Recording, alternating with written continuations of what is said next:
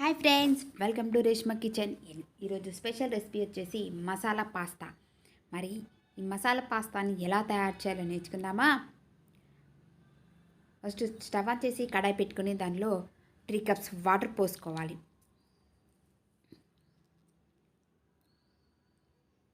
Water పోసుకున్న తర్వాత ఇందులోనికి ఒక 1/2 స్పూన్ దాకా ఉప్పు వేసుకోవాలి. ఉప్పు వేసుకుని ఒక 5 నిమిషాల పాటు అయితే వాటర్ని బాయిల్ చేసుకోవాలి. వాటర్ అనేది ఇలా బాయిల్ అయినప్పుడు ఇందులోనికి 1 కప్పు దాకా పాస్తా తీసుకొని ఒక 3-4 నిమిషాలు అయితే దీన్ని అయితే ఉడికించుకోవాలి. పాస్తా అనేది ఇలా మెత్తగా ఉడికిన తర్వాత దీనిలోని వాటర్ మొత్తం తీసివేసి ఒక బౌల్లో వేసుకోవాలి. చూడండి ఫ్రెండ్స్, ఒక పాస్తా అయితే తీసి చూపిస్తున్నాను. ఇట్లా పట్టుకోగానే 2 పార్ట్స్లా కావాలి. తర్వాత స్టవ్ ఆన్ చేసి కడాయి పెట్టుకొని అందులో 3 స్పూన్ల ఆయిల్ వేసుకోవాలి. ఆయిల్ వేడైన తర్వాత అందులోనికి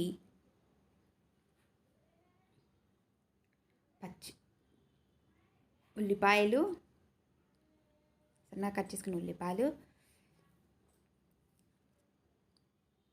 పచ్చిమిర్చి వేసుకొని 3 నిమిషాల పాటు దీన్ని అయితే ఫ్రై చేసుకోవాలి. ఇలా ఫ్రై అయిన తర్వాత ఇందులోనికి సన్నగా కట్ చేసుకున్న క్యారెట్ ముక్కలు, క్యాప్సికమ్ ముక్కలు వేసుకొని ఒక 3 నిమిషాల పాటు దీన్ని ఫ్రై చేసుకోవాలండి. ఇలా ఫ్రై అయిన తర్వాత ఇందులోనికి టమాటా ముక్కలు వేసుకోవాలి. ఇక్కడ నేను చిన్న సైజు టమాటా తీసుకున్నానని మెత్తగా ఉడికించుకోవాలి. టమాటా అనేది మెత్తగా ఉడికిన తర్వాత ఇందులోనికి 1 స్పూన్ కారం వేసుకున్నాను, 1 స్పూన్ గరం మసాలా, 1 స్పూన్ జీలకర్ర పొడి, అలాగే 2 స్పూన్ల టమాటో సాస్,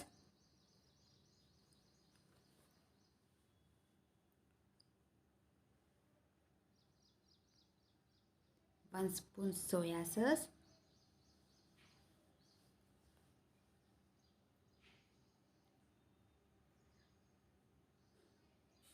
ఒక 1/2 స్పూన్ దాకా పాస్తా మిక్స్డ్ వేసుకొని ఒకసారి కలుపుకోవాలండి.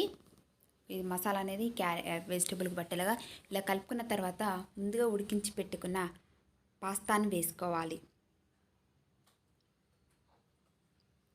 ఇలా వేసుకొని అంతా ఒకసారి పాస్తాని కింద నుండి పైకి కలుపుకోవాలండి. ఇలా కలుపుకున్నట్లయితే పాస్తా అనేది మనకి విరిగిపోదు.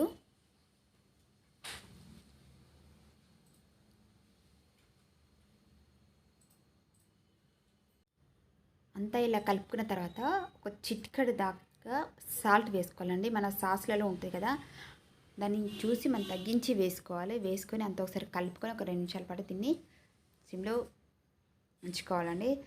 చివరికి ఇందులో కొత్తిమీర వేసుకొని కలుపుకోవాలి. కలుపుకొని ఒక 3 నిమిషాల పాటు దీన్ని సిమ్లో ఉంచుకోవాలి.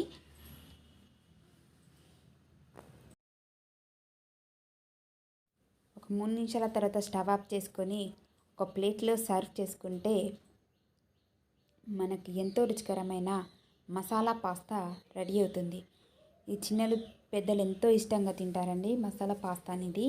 సాసెస్ ఉంటగా చాలా టేస్టీగా ఉంటుంది. ఫ్రెండ్స్, ఈ మసాలా పాస్తా ఎలా చేయాలో చూసారు కదా.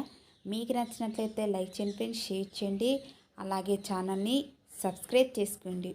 Thank you for watching.